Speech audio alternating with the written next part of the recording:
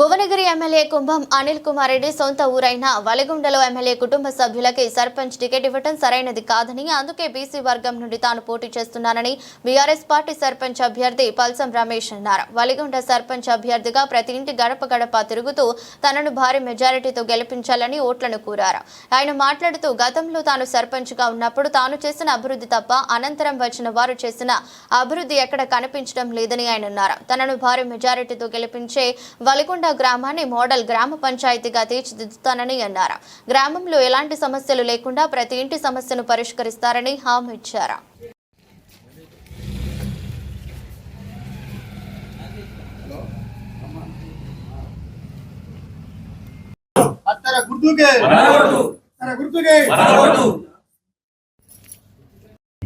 నా పేరు పల్సం రమేష్. వలిగొండ ఇప్పుడు స్థానిక సంస్థల ఎన్నికల్లో భాగంగా వలిగొండ గ్రామ పంచాయతీ ఎన్నికలలో బీఆర్ఎస్ బలపరిచిన అభ్యర్థిగా పల్సం రమేష్గా నేను నిలబడుతున్నా. నా గుర్తు కత్తెర గుర్తు. నేను చేయించిన పనులే మెజార్టీగా ఉన్నాయి. మన గత సర్పంచ్ పోయినసారి ఉన్న సర్పంచ్ గెలిచి మరి ఆయన ఏదో గెలవడం మట్టుకే వీళ్ళు చూస్తున్నారు, గెలిచినాక పదవులన్నీ అనుభవిస్తున్నారు తప్ప ప్రజా సమస్యలు పట్టించుకోవడానికి మార్గాలు అనేకం ఉంటాయి, కానీ వాటి మీద వాళ్ళు కేంద్రీకరించరు. ఇది ప్రధానమైన విషయం. నాకు తెలుసు, ఇప్పుడు నాకు గ్రామంలో నేను గతంలో ఈ వలిగొండ గ్రామ పంచాయతీలో 2001లో సర్పంచ్గా చేసిన అప్పుడు ప్రజలందరూ కూడా ఆదరించి పార్టీ రహితంగా నన్ను ఆదరించి భారీ మెజార్టీతో గెలిపించడం జరిగింది. అప్పుడు ఒక 400-500 ఓట్లు ఉన్నోళ్ళే తీసుకొచ్చి ఆయన అభ్యర్థిగా పెట్టుకున్నాడు, వాళ్ళ సొంత తమ్మున్నే. మరి 7,000 మంది నిరసనిస్తున్నారు ఇప్పుడు ఇవాళ. బీసీలు, మైనార్టీ, ఎస్సీ ఎస్టీ బీసీ బిడ్డలందరూ కూడా.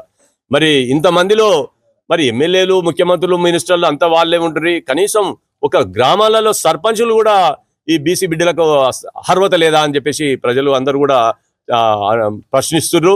మరి నేను కూడా వాస్తవంగా మరి మా గ్రామంలో ఆయన పెద్ద కోటీశ్వరుడు, 100 మంది కోటీశ్వరుడు ఎమ్మెల్యే గారు.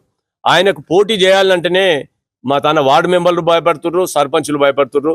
వాస్తవంగా నాకున్న పరిస్థితులతో నేను ఈసారి డ్రాప్ అవుదామని అనుకున్నా, కానీ ఎవరు కూడా నిలబడే స్థితిలో లేక మా పార్టీ కానీ మిగతా నన్ను నమ్మి ప్రజలందరూ కూడా నమ్మిన ఎంతోమంది నన్ను ఎప్పుడు ఆదరిస్తున్న ప్రజలు కూడా ఇట్లా ఇనానిమస్ ఇవ్వద్దు, నువ్వు కనీసం బిడ్డ నువ్వు నిలబడి అందరు వాళ్ళు డబ్బులు వంచి ఈ మందు వంచి డబ్బులు వంచి అన్ని చేస్తున్నారు. అది బాగానే ఉంది, నువ్వు ఉట్టిగా నిలబడు, నువ్వు అందరికి పోయి దండం పెట్టు, నువ్వు ఏం కాదు, మేము అందరం నిన్ను ఆదరిస్తామని చెప్పేసి ప్రజలందరూ అంటే నేను తప్పని పరిస్థితుల్లో వాళ్ళకు ఇనానిమస్ ఇవ్వద్దు అనే ఉద్దేశంతోనే నేను వాళ్ళు ఉండే పర్సెంటేజ్ 5% ఉండరు, మెజార్టీ పర్సెంట్ బీసీలు ఉన్నారు, ఎస్సీ ఎస్టీలు ఉన్నారు. కాబట్టి వాళ్ళందరి చొరవతోని నన్ను చెప్పినందుకే నేను నిలబడ్డా.